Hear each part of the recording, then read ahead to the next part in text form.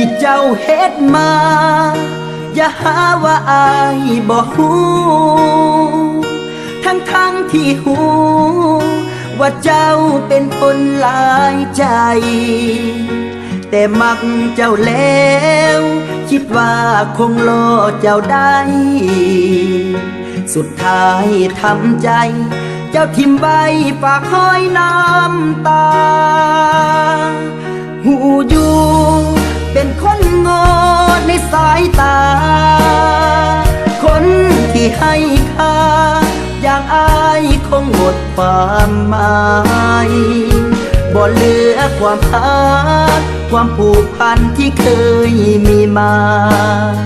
เหตุเจ้าหลอกเลื่อยมาว่าเจ้าบ่เคยมีภัยฟ้า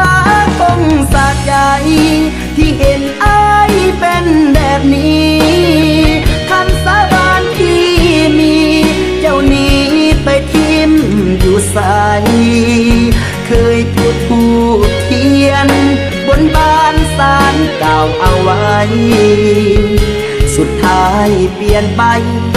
เป็นอย่างที่ทำสาบานเจ็บแล้วเจ็บอีกเจ็บนี้เจ็บจนปางตายเป็นคนโง่คือควายที่ถือเจ้ามาสวมเขาเป็นไก่ตาฟางเหมือนคนตาบอดหมดหวัง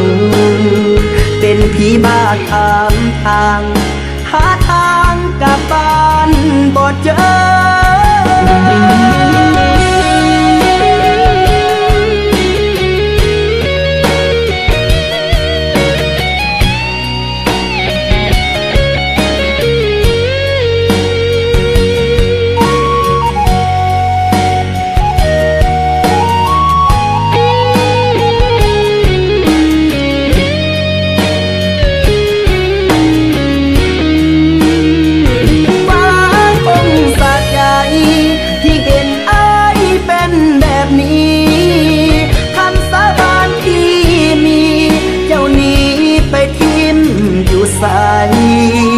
เคยจุดธูปเทียน